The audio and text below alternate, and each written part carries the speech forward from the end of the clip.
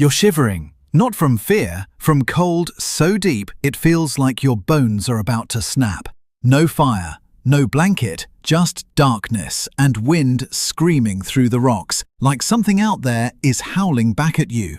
This isn't a horror movie scene. This is an ordinary night, 30,000 years ago. Did you know the average temperature back then was 6 degrees Celsius lower than today? Doesn't sound like much, but it was enough to turn all of Europe, part of North America, into one massive sheet of ice.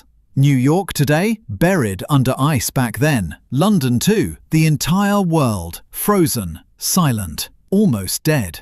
And yet humans, that naked, thin-skinned species, no thick fur, no claws, no fangs, survived right in the middle of it. No fire in hand. Not always, anyway. So what did they actually do to avoid becoming a frozen corpse by morning? Let's rewind a bit. Not to watch some glossy survival movie, but to look straight at the rawest truth about being human. Our ancestors weren't unstoppable warriors. They were weak, slow, more vulnerable than almost every predator prowling around them. But they had one weapon no other species fully possessed: the ability to lean on each other.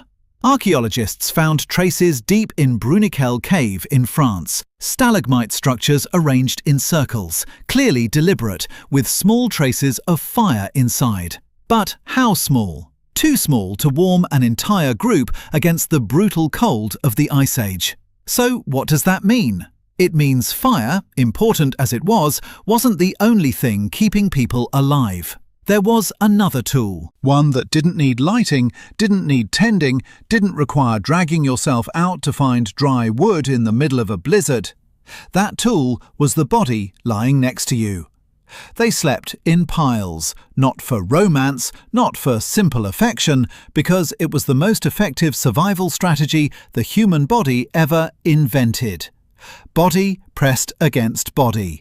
One person's warmth became a shield for the whole group. 10 people huddled together retain heat far better than one person curled up alone. Sounds primitive, right? But modern science has a very serious name for this. They call it social thermoregulation. Multiple research teams have tested this on animals and humans alike. The results are almost always the same. When others are nearby, the body burns less energy staying warm. In other words, closeness isn't just emotional, it's biological. Part of how your body operates to survive. Have you ever noticed that when you're lonely, you feel colder than usual? That's not just a feeling. Some psychology studies suggest that social isolation can actually make people perceive the surrounding temperature as lower than it really is. Your body and mind, it turns out, never fully left the people who once lived in that cave. But the story doesn't end there, because staying warm was only half the battle. The other half, far more brutal, was food. During the Ice Age, plants nearly vanished. No spring to wait for, no harvest to gather, just ice, snow, and dead land stretching on for months. So what did they eat to survive? Archaeological evidence from sites like Dolní Věstonice in the Czech Republic shows that people back then relied almost entirely on hunting large animals: mammoths, reindeer, wild horses. But hunting a mammoth isn't something one person pulls off alone. It takes dozens of people moving in sync, trusting each other almost completely. One small mistake, one person betraying the group, one person bolting mid-hunt, that alone could mean the whole group starves when winter hits. So what kept these groups bonded tightly enough to survive thousands of years of ice? This is the turning point of the story. Cold wasn't the deadliest killer of the Ice Age. Isolation was. Anthropologists studying surviving hunter-gatherer groups around the world found something striking. Small groups, cut off from a larger community, consistently had much lower survival rates. They lacked hands for hunting, lacked people to keep watch at night, lacked anyone to help when someone got hurt, got sick, or simply became too exhausted to fend for themselves. Groups that shared warmth, shared food, shared even their fear in the dark, they survived. They passed their genes forward. And that next generation is you, sitting here right now. Evolution, it turns out, never selected for the strongest, the fastest, or the fiercest. It selected for whoever knew how to lean on others the most. This is a counterintuitive truth few people stop to think about.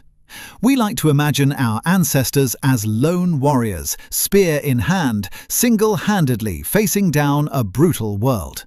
But the truth is the opposite. The people who survived the Ice Age weren't the strongest standing alone.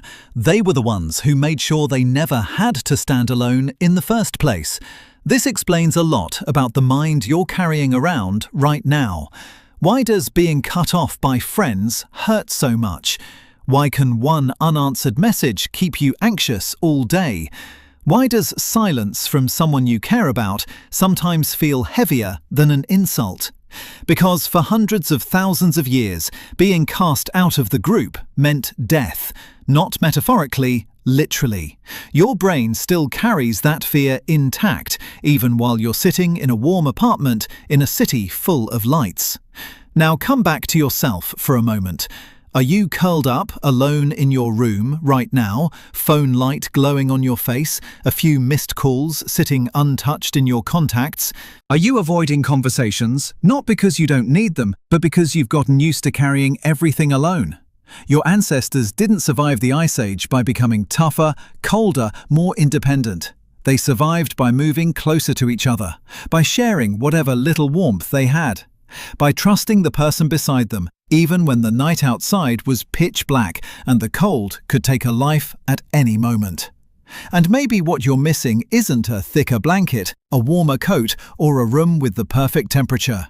Maybe it's just someone lying beside you in the dark. Because in the end, humans didn't survive the Ice Age because of fire. Humans survived because of each other.